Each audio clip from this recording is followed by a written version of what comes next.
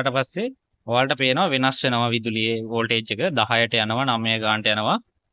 දැන් මේක සාමාන්‍ය 15කට වගේ යන්න ඕන. රේස් කරද්දී උපරිම.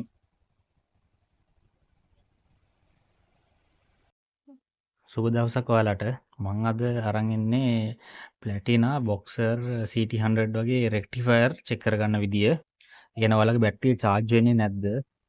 නැත්නම් හෙඩ්ලයිට් පත්තු වෙන්නේ නැද්ද? ඒ වගේ ෆෝල්ට් තමයි අද කතා වෙන්නේ. අපි මුලින් බලමු රෙක්ටිෆයර් එකේ පින් සෙට් එක. ඒකේ මෙහෙම තමයි සොකට් එක තියෙන්නේ. ඒ සොකට් එකේ මෙන්න මෙතන තියෙන ලයින් එක කහයි රතුයි. ඔයාලට පේනවා කහයි රතුයි. කහයි රතුයි වයර් එක තමයි හෙඩ්ලයිට් එකට යන ලයින් එක. ඒ කියන්නේ හෙඩ්ලයිට් ස්විච් වලට යන්නේ ඒක තමයි. ඊට පස්සේ මෙතන තියෙන සුදු පාට ලයින් එකක්. ඒක තමයි බැටරියට යන ලයින් එක. බැටරි දාන ලයින් එක. ඊට පස්සේ තියෙනවා මෙතන නිලුයි සුදුයි ලයින් එකක් තියෙනවා. නිලුයි සුදුයි ලයින් එක තමයි කොයිල් පැක් එකෙන් charging කොයිල් එකෙන් එන ලයින් එක. ඒකින් AC විදුලියක්. ඒක සරල ධාරාවක්. මෙතන බැටරියට යන සුදු ලයින් එක. එතන යන්නේ ප්‍රත්‍යවර්ත ධාරාවක්. සුදු පාට යන්නේ සරල ධාරාවක්. ඒ DC විදුලිය.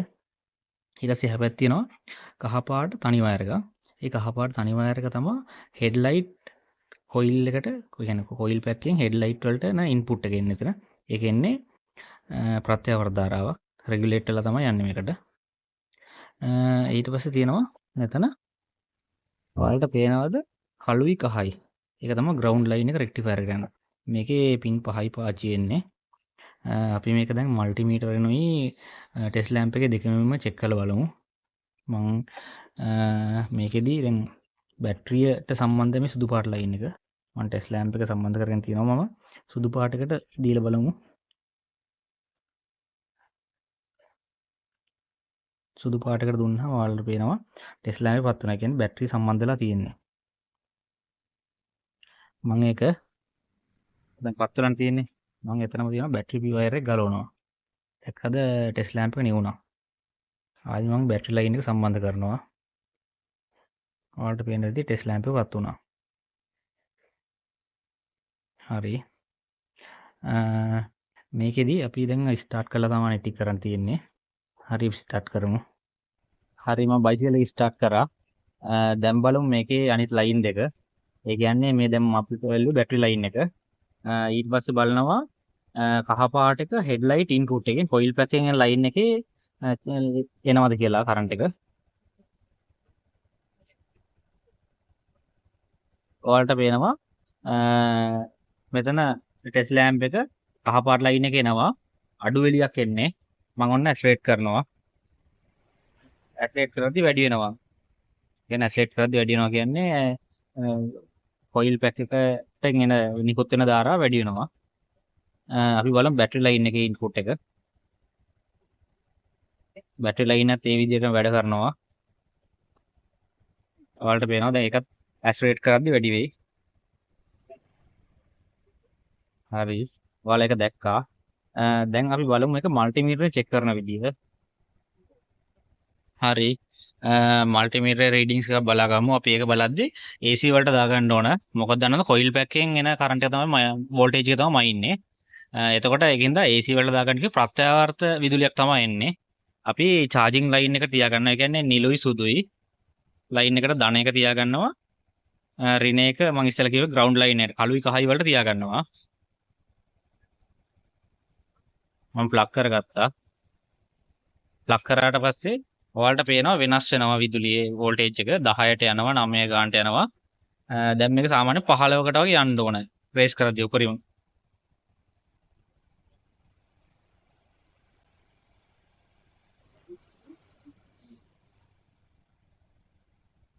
එතන වයර් එක බුරුල් වුණා. දැන්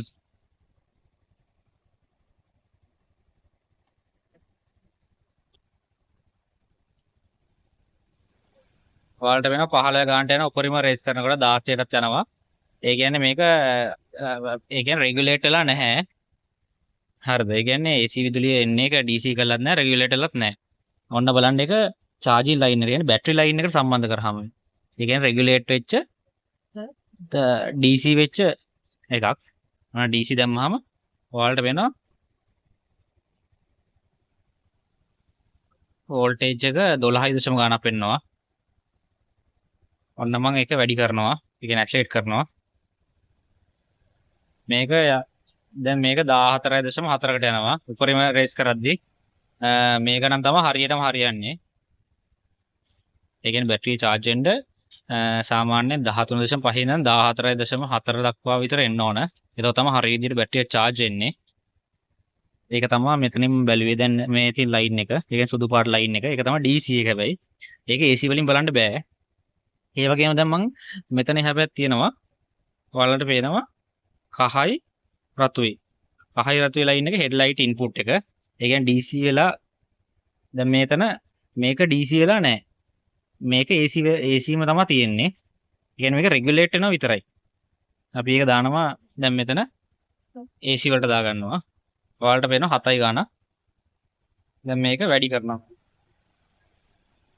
මේකත් සාමාන්‍ය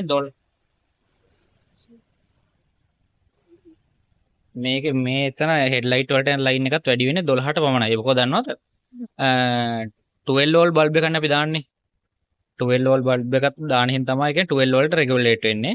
හැබැයි AC විදුලියම. ඒ කියන්නේ ප්‍රත්‍යාවර්ත ධාරාවම තමයි යන්නේ. ඒක සරල ධාරාවක් බවට පත් වෙන්නේ නැහැ. මෙතන තියෙන හෙඩ්ලයිට් ලයින් එක. මම ආයි වයර් එක ගලව ගන්නවා. මේක තමයි මම ඔයාලට කලින් කිව්වේද හෙඩ්ලයිට් ස්විච් එකට යන එක. ඒක තමයි. එහා පැත්තේ තියෙනවා හෙඩ්ලයිට් ඉන්පුට් එක කොයිල් පැක් එකෙන් එන එක. මෙන්න මෙතන තියෙනවා නිල් පාට එක කොයිල් පැක් එකෙන් එන charging line එක. මේක තමයි බැටරි එකෙන් සුදු පාට line එක. එහා පැත්තේ තියෙනවා කළු එකයි ground line එක. මම හිතනවා කොයිල් පැක් එකෙන් එන line ටික කොට තේරෙනවා කියලා. රෙගියුලේටරේ තියෙන මේ සෙට් එක විතරයි. ඔයාලගේ charge වෙන්නේ නැත්නම් හෙඩ්ලයිට් පත් වෙන්නේ නැත්නම් මේව තමයි තියෙන ප්‍රශ්න. ඔයාලා බලන්න මේ ground line එක හරියට එනවද කියලා. මේ rectifier එක වැඩ කරන්න මේ ground line එක ඕන. ඒ ground line එක එනවද කියලා බලන්න. මල්ටිමීටර් එකක්ම අවශ්‍ය වෙන්නේ නැහැ ඔයාලට. ඔයාලට ටෙස්ට් ලැම්ප් එක මේව චෙක් කරගන්න පුළුවන්. හරි විදිහටම charge වෙනවා කියලා බලන්න තමයි ඉතින් මල්ටිමීටර් අත්‍යවශ්‍ය වෙන්නේ. හරි. මෙතනින් මේ වීඩියෝ එක ඉවරයි.